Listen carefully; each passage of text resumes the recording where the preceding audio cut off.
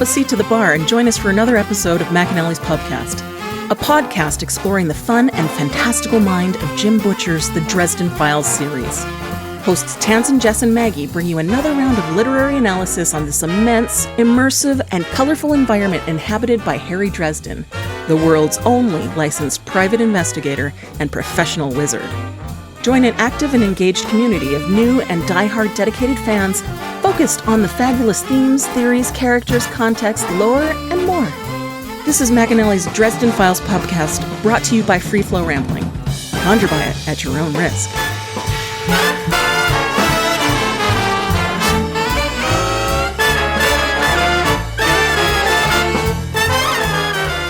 Welcome to the McAnally's Pubcast, brought to you by Free Flow Rambling. This is episode 13.21, Bigger Than Polka, where we are covering the novel Deadbeat. My name is Tansen, and I'm joined by Maggie. Hello, hello.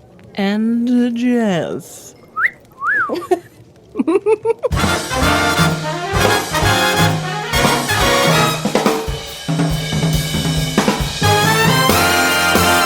Thank you so much to our Patreon subscribers for your generous support. It's people like you who help us keep doing what we're doing. If you're not yet a Patreon subscriber, sign up today and get a fuck ton of bonus content, kick-ass merch, behind-the-scenes outtakes, and more. Sign up today at patreon.com/freeflowrambling.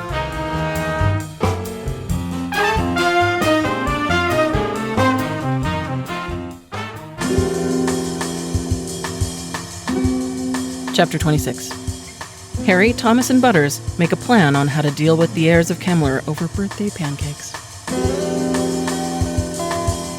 So Harry didn't just sleep, he slept hard. Well after sunrise, which, I mean, October's gotta be, what, like 9? Ooh, Harry. We do know that it's been about 24 hours since he last woke up, so I think it's fair for the hard sleep. He had a long day, and he had a busy day, and he had a power-sucking day.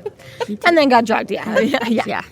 Yeah, no, it's fair. I'm not saying it's not fair. She's like, I woke up well after sunrise. I'm like, well, about fucking time, Harry. Like, what are you doing up before sunrise anyways? That's just bullshit. You don't punch a clock. Come on, man.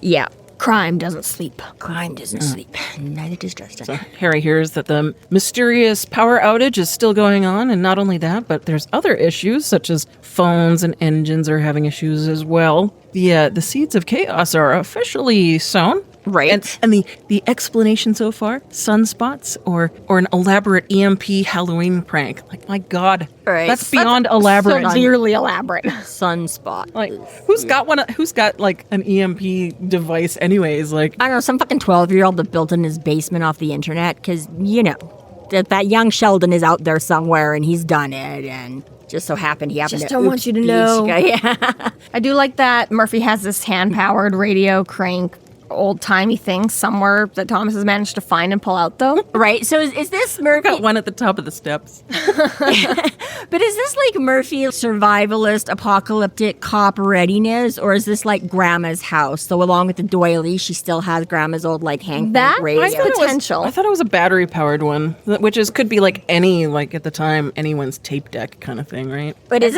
old battery-powered radio. But for me, I read the Daily Show book, I don't know, like a year or two ago, and in that book, it was mentioned that when the August 2003 blackout happened in New York, like basically all the staff owned like little gadgets already, because after 9/11, a bunch of them went and bought all these little things that could work when everything went down. So I was like, maybe people are just already ready now. Like, maybe that people like Murphy were just forward thinking anyways. They're like, you know what? I'm going to have a generator, and I'm going to have a radio, and I'm going to have my apocalypse shit ready. I want a gas stove, bitches.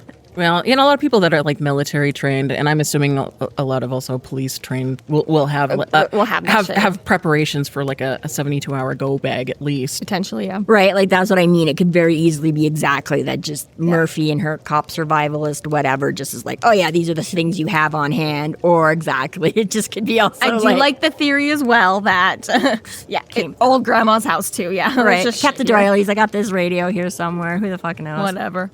But yeah, it's interesting because aside from, right, so that makes sense to us. We're like, okay, like the electricity and stuff like that, right? But they're like, even gasoline generators are having issues, right? So it's like not even just that, okay. Your preparations are fucked too. Well, yeah, and it's interesting what kind of heck, because right, Harry has made no bones from the beginning about how exactly basically anything that runs off electricity or that kind of mechanical type. Modern. But that's the thing. But I'm like, he has like a kerosene heater and shit like that for his, you know what I mean? So I was like, what the hell kind of thing is this messing with like gasoline powered, like again, is the generator just got enough mechanical parts that even though it's the gas powering and like an electrical current that there's like, right? I was just like, that's like a testament how much power and curse is in the air. Yeah, something exactly right. Like they have managed to either just pump out enough that it's going either the extra mile or they've customized this hex to include even that sort of a thing. Just make sure that nothing's going to work and everybody's going to be even more. Just one small glitch and you're sending half a country into darkness. Like right. And then I do like taking out a full airport too is like, oof.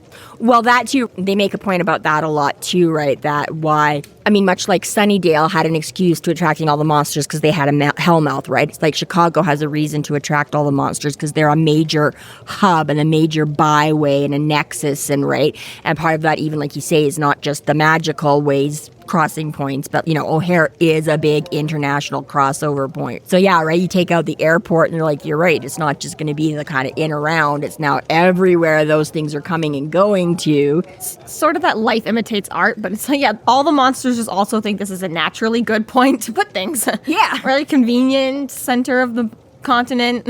Right? If it attracts them, it attracts humans. It's just one of those, right? You're like, this is where things are going to flow. And exactly. Accidents happen closest to the watering hole. It's like, yeah, we all just eventually end up here, so. Right? Got to watch out for that alligator and the not a good time to be a hippopotamus.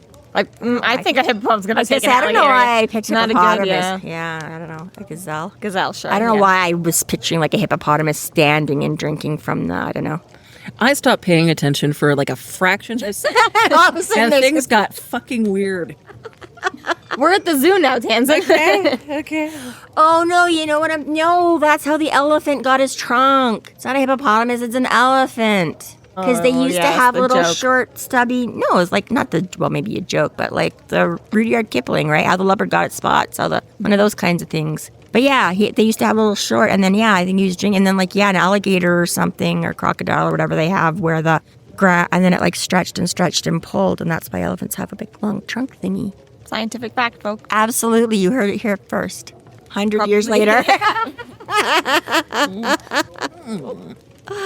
Anywho, but now I feel slightly more better. Those gray, large animals my baby had. Yeah, unfortunately for Thomas, now that Harry is awake, goodbye radio.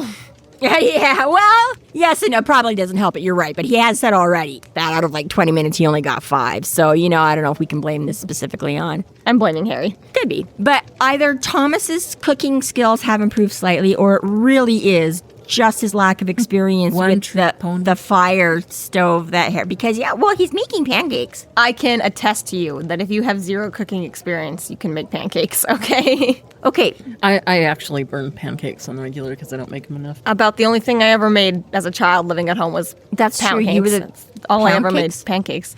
I was going to say copious amounts of pancakes, but it seemed unnecessary. Yeah. Well, yeah, because in when he first moves in with Harry, he couldn't even make the scrambled eggs and bacon. I know a lot of people say eggs are hard, but again, even like the bacon or something, like, I don't know. That's a real fire. This is a gas stove. And that's very different. Well, okay, but this is what I'm saying, right? Either he's actually, or again, just the cooking over the, as opposed to the gas flame was just different. That Thomas always, he had decent cooking skills. He just couldn't fucking cook on Many Harry's gas stoves ovens. I have had practice on, not many fireplaces. There is a difference, but I'm like, again, if you do even like a modicum of cooking while you're camping. I don't. I bring a gas stove with me when I go camping. You went to Scouts, but yes, they did not cook. What did you guys bring? Like peanut butter and marshmallows or something, so you didn't have to like make anything an entire camp? And it worked out great. It was something incredible. First camp, we didn't have to bring adults with us, and we chose a shopping list that included no cooking. That's not, the adults were still there, but yes, you were Scouts and you guys had to provide your own thing for your own troops, kind of a thing. So yeah, you guys devised your own and had to buy your own, and that was your entire food plan for the weekend. Anyways, but yes, Thomas is making because I'm like, it's easy to warm up pizza and tea and stuff like that, but I'm like, no, he's actually cooking pancakes. So hey, good on you, Thomas has, right, for all his lazy playboy, So down to business. Essentially, as far as Harry knows, there's only 2 ingredients that are needed. Potentially there's more, but Harry knows of 2 ingredients needed. If Harry can keep just one of them from everyone, spell goats kablooey. Ritual goats kablooey. The Earl King book and the Earl King. We're still talking pancakes. 2 ingredients you Milk need. and flour. Water? Yes. And yeah, it is kind of sweet, Tixie does. Okay, actually, no, it's not sweet. So he's like, finishes and he's like, here, happy birthday. So Heckle's like, oh, happy birthday, Harry. This has bothered me since the first moment I ever read it. Aw. Murph, Michael, McCoy, y'all are dropping the ball. Right. That's horrible. Right? Nobody That's has just remembered. the start of the list. What? So I'm like, first of all, Murphy is his closest, most regularly seen, through SI and all that kind of stuff. I'm like, Murphy seems like the type of person, maybe not make a big deal about it, but to acknowledge, right? Murphy seems like the type of person to acknowledge friends and family. And if he hasn't told Michael when his birthday is, Murphy can absolutely look his shit up and know when his birthday is. That too, right? And you're right, It's not hard to forget once you know that one. It's pretty easy. I mean, right. Harry and Halloween, yeah, really hard to remember that combo, right? But yeah, exactly right. Michael with all his Michael would totally wish Harry a happy birthday. And I feel like if he's known him for that long, even if Harry you're already penciling in 25 birthdays a year. It's not a hardship to pencil in Harry's. Right, even if you're like, oh, I can't call or I can't show up because you've got, right, they seem like mail a birthday card kind of people. Even if, like you say, Michael's busy doing his own warrior shit, or, yeah, you got kids and church and mother, whatever, right? I get, but yeah, and again, McCoy's fine. McCoy's all gruff and too masculine to be sentimental. Technically, just your, yeah. I got you for like 2 years to, But yeah, you'd think like again he would have some subtle Was kind it McAnally doing like birthday rewards? No, because Harry can't scan the app. So fuck you guys. You don't get a rewards point because you can't use a smartphone. I do think, though, that this was a little bit of a moment of Butcher just fumbling the ball. He's not trying to make everyone else seem like a bad friend. He's just trying to put some more hurt onto Susan and be like, yeah. Ever since that bitch left town, I've been all by myself and sad and lonely. Make this a little bit more sentimental. This is my brother. My brother knows when my birthday is. And yeah, I know, but at the same time. I agree. It's like, Unreliable narrator. People have actually been saying happy birthday. Except he's like, poor right. lonely. Meanwhile, everybody off screen is like, what the fuck, bitch? You're wearing the scarf I gave you last year. I will say that is, first of all, also accurate, but a little bit, would have been better to have had this moment earlier in the series. Book 6 is a little bit late for Harry to be like, oh, I'm so friendless and no one loves me. Book 7 is a little late for Harry to be like, I'm so friendless and lonely and no one ever calls me or loves me. Like book 1, 2, maybe even 3 would have been appropriate. But yeah, this late in this series, It's like, Harry, you've got an established group. And the alphas, The alphas, they hang out with them. You have beer with them. Surely you've been to their birthday parties a couple of times. Right. Like you say, even if Harry doesn't volunteer this on a regular basis, I feel like it would only take one person in this group to figure it out. And right. A holiday birthday. Alphas are going to tell Murphy. Murphy's going to tell the alphas. Michael should... right, exactly. Right. Holiday like, birthdays are going to is hard to figure... Yeah, right. And you know that the alphas have been through his office repeatedly cleaning shit up, That's doing stuff for him. They would have seen everything. somewhere Right. on some kind of document. No, Harry is just so alone that he's purged all. I didn't exist before McCoy pulled me out of the burning rubbish of... Oh, sorry, the wardens pulled him out. McCoy just grabbed him out from under the sword. But yeah, exactly, right? Like, none of this existed before. So yeah. I'm like... Poor little orphan. It would have been a lot better sooner. Poor little orphan Harry. Well, I mean, he did just spend all of, like, book 6 whining about how he has no family or anything because it was all Murphy's reunion and Harry being, like... But yeah, and all that. So I'm like, really, he does spend every book whining about how he has no friends or he can't rely on them. He's got to be on his own because he doesn't want to get them in trouble. I'm sure we've brought it up before, but the fucking planning and intent of Margaret Le Fay to have your first son born on Valentine's and your second son born on Halloween. Like, this is my son who is like I feel like it's one of those lover, things, succubus, vampire, and this is my other son who walks morality gray line constantly. Weird shit, right? I mean, I feel like it wouldn't necessarily have been right. It might have just been that way for the first, but then like after that, you're like, well, Fun fact, I actually created Halloween and Valentine's in honor of those two. Chicken or the egg thing. The guy that looks like Sid Vicious. Well, no, Billy Idol. Billy Idol, I think. Well, actually, never mind. No, but I was going to say, well, that and then she had to plan for the next one, right? you're like, oh, well, this one happened on, so now I got to have this one on. Good right? point, So that just like my stepmom. Exactly. Yeah, right? Like, exactly. The first kid being born on my birthday was a surprise. The second kid being born on my sister's birthday, it was like, well, now we've got to... What was the special occasion for him? Dad? Yeah. I don't know, but I messaged him 10 years later and I was like, you have to get a girl pregnant right now if you want to continue this with a third set of children. And he did not find that joke funny at all. So the real plan that Harry has to do is that he's decided, since I don't know what the fuck the numbers are, I have to abandon that. And I'm going to focus on summoning the Earl King. Yeah. So, because we know that for sure 2 out of 3, if not all 3, have the book now. So I can't keep them from that information. Harry's is like, well, at least if I summon him to me, he can't be in 2 places at once. How do you know that? I would not think that a god couldn't be in multiple places, or a god-like being, someone with so much power that we know can have multiple mantles upon themselves. I would not be confident enough to say, Toot Toot, sure, Toot Toot could only be in front of me. But when he was talking to Mab at the lake, I would still fully believe that she was still back at her castle caressing Leah's face, being like, Neener, Neener, Neener, you get your godson. That's very specific.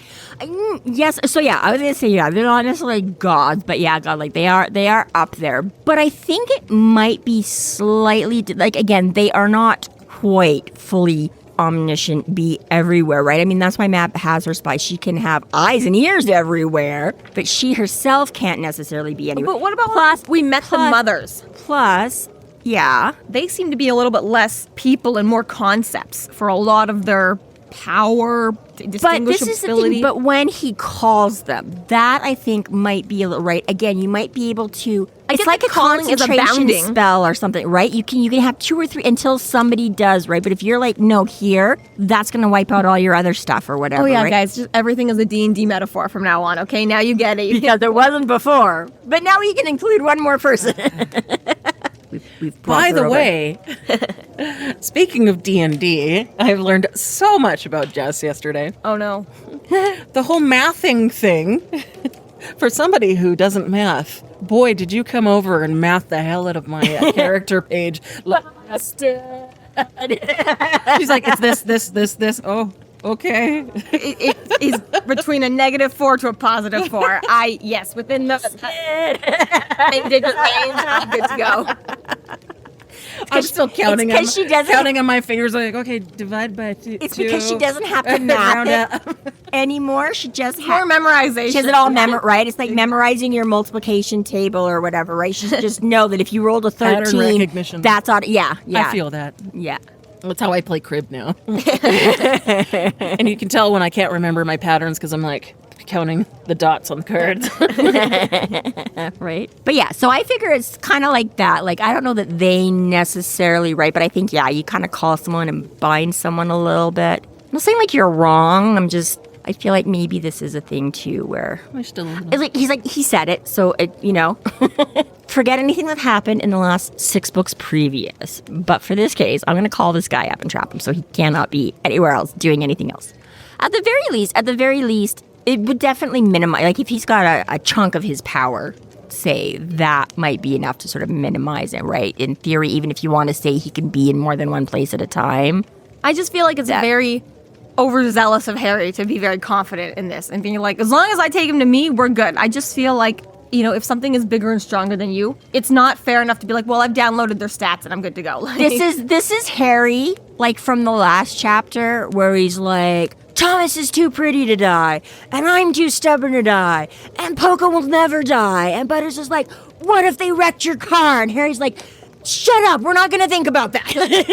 And he's probably, I will get him here, and that will end it. I can't do shit about the book, so you know what? Nope, this is going to work, Thomas. Do not poke holes. Do not point out what ifs. This is going to work. More confident if it were Bob, with all of Bob's infinite knowledge, being like, you can only summon him, and no one else can summon him. Harry himself being like, you know what? He can't split himself into multiple personalities or gods or lesser beings that are all of himself. Multiple personalities is a different thing, I think. Yeah. Okay, so what I still think it's over presumptuous for Harry to be. There's a lot of unknowns, yes. So Harry is saying whatever, like if Mab is right, blah, blah, blah. First of all, Thomas said something like, oh, is she tough? I'm like, so again, Thomas isn't really like in the game. He's not as immersed, but he obviously is a lot more in the know than, a lot of the other people Harry knows and whatever. So I'm like, Thomas doesn't know who the fuck Mab is? No, he asks if the Earl King is tough, and he equates her the same thing as Mab, right? Yeah, but then Thomas is like, is she tough, kind of a thing? Because he's like, oh, he's in like the same league, and he's like, is she? And I'm like, Mab gave me the impression that the Earl King was in the same weight class as her.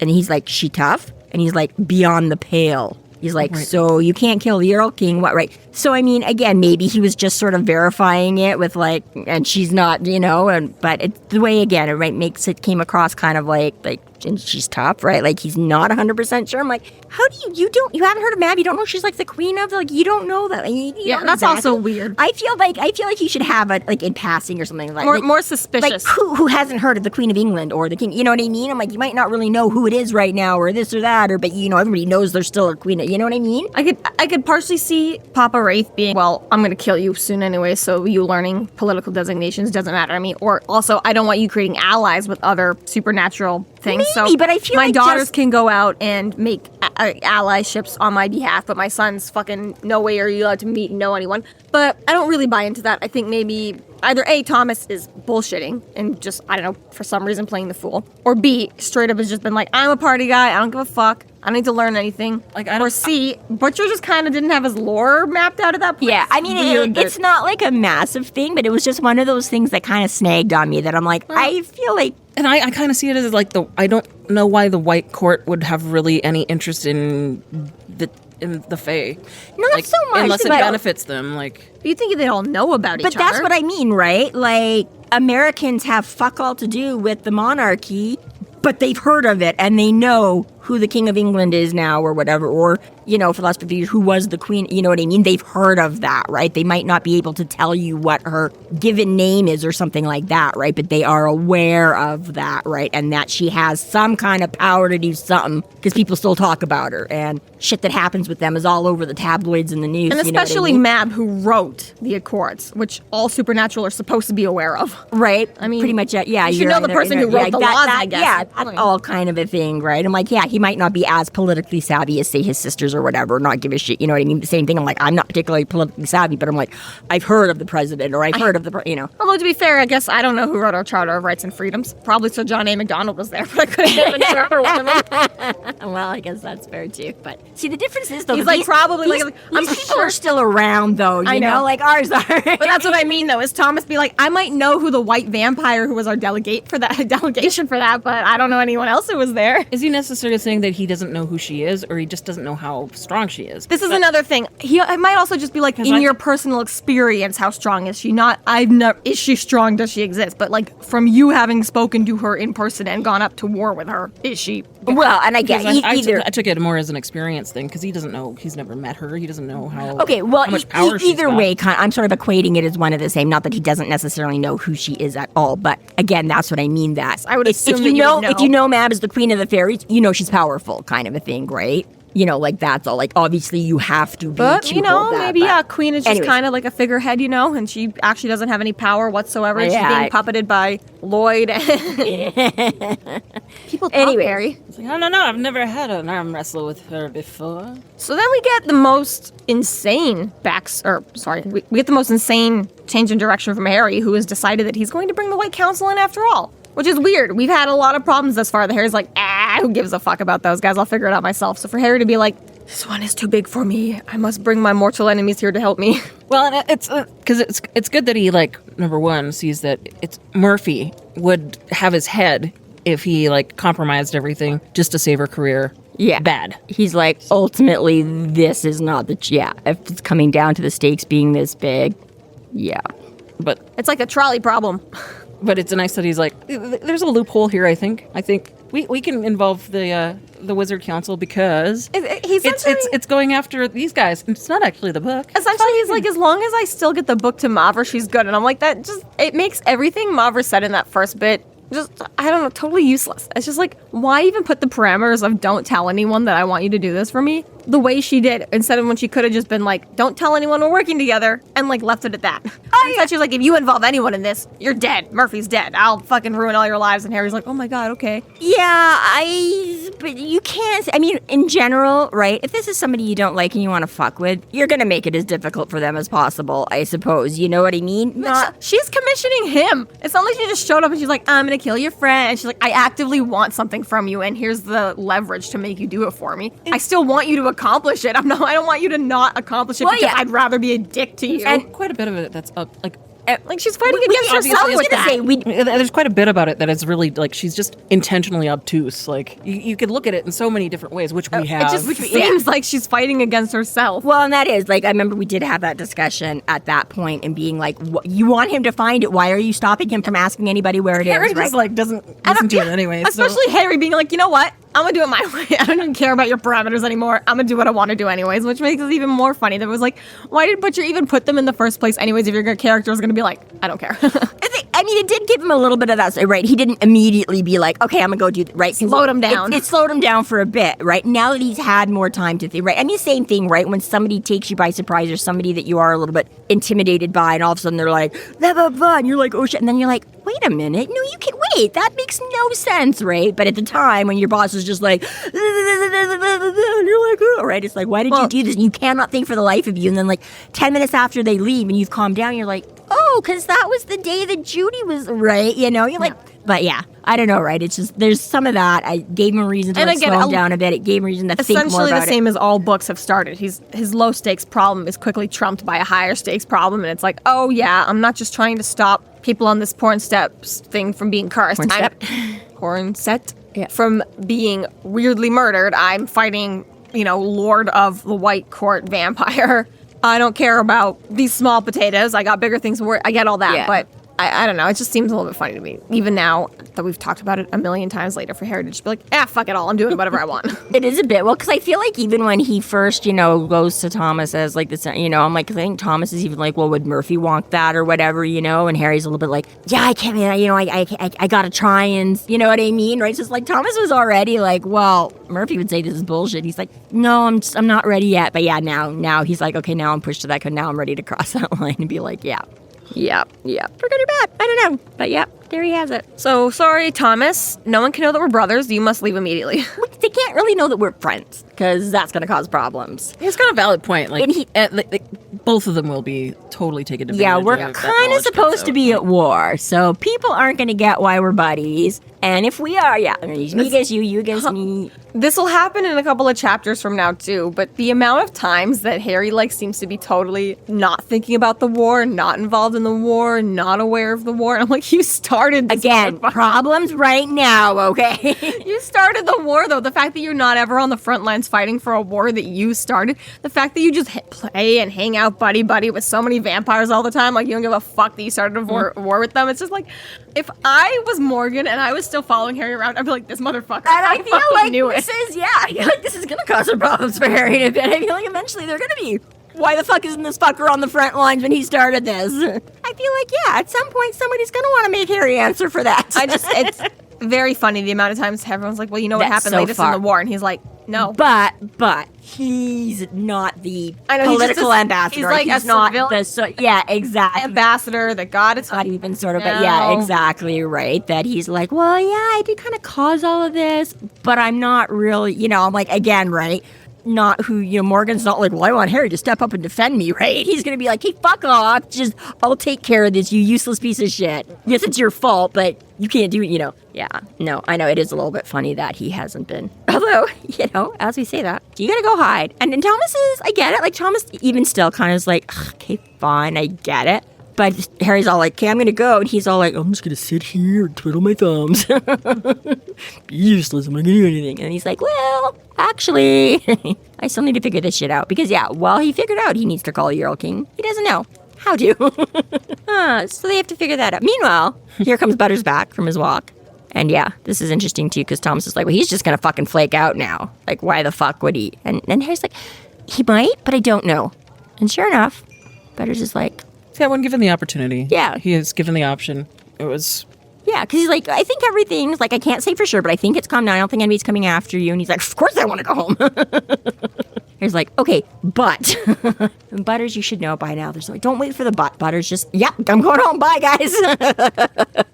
Like, it does give that character an opportunity to redeem himself because he's been like tail tucked between his legs the entire time and feels pretty crap about it. So now he actually can do what's in his wheelhouse and has the option to say yes and not just be thrown into it. So Absolutely. it's good for him. And they do point it out a little bit, right? Because, Thomas is like, well, he's going to take off now. And Harry's like, I don't know. And then, right, when he's like, I want to go home. And he's like, Thomas gave him a pointed look, And then Harry's like, okay, but this is now what we figured out where we're at. This is how you could help because I still don't know what to, right? And give him a chance, Thomas, and he'll surprise you. And then exactly, right, he does make that conscious decision to be like, right, very fair. He's like, well, if you wanted me to like shoot somebody, fuck no, I don't have the hills. But research I can do, and it's, I get there's no guarantees, but you're kind of telling me it's a secure, right? I don't have to go anywhere. I can hide over here and read a book, sure. Right? And then Harry's like, ha, ha, ha, back to Tom, right? Because Thomas is like, oh, right? Like, he really wasn't, right? And this is like, see?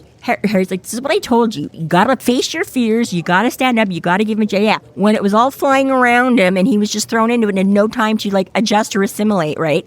Now that he can take a moment, exactly, right? And Butters flat out says it himself, right? He's like, if I could have helped and I leave this and shit goes down, I am going to feel responsible for that. So, if this will help you and this is what I can do, sure, I'm willing to throw in on this, right? So it's like, yes, see, Butters, this is the first step. You impressed Thomas, you impressed the audience, you redeemed yourself, you probably impressed yourself a little bit. May regret it, but this is your first step to accepting and going down that line. Just going to say, this is the first step to enshrining yourself in the supernatural. Right.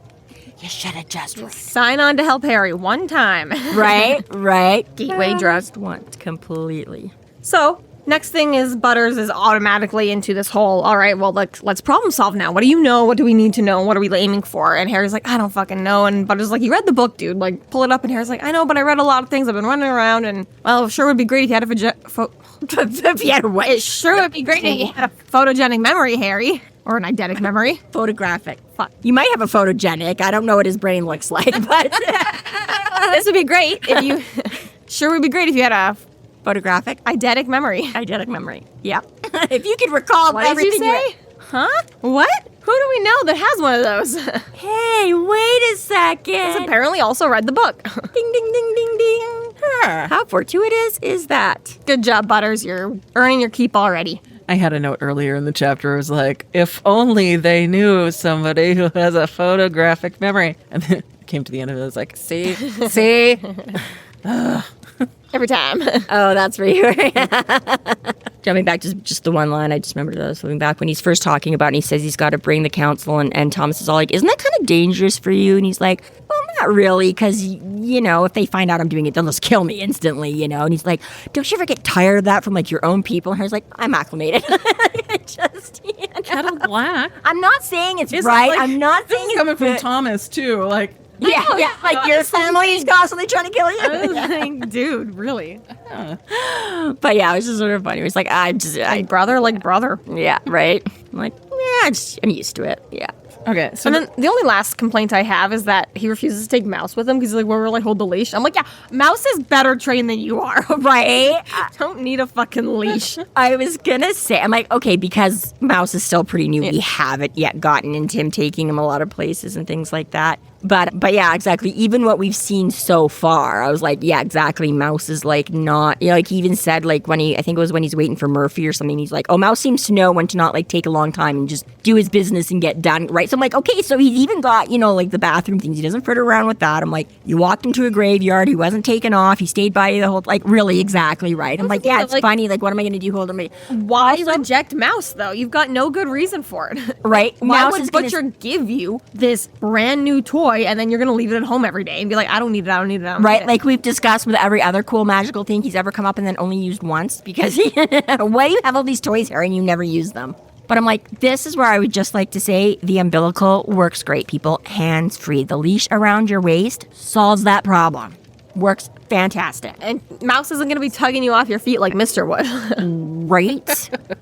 Okay, here's supposed to be your whole body weight against it thing. Here's my other thing that and maybe I've misread it. This is entirely possible. So Harry gets Butters to pull out the backpack with Bob in it and then tells them to use Bob to contact if they need to because the phones aren't working. Yep. I'm like, well, even if the phones were working, where were they planning on calling you on your cell phone? Like, Yes.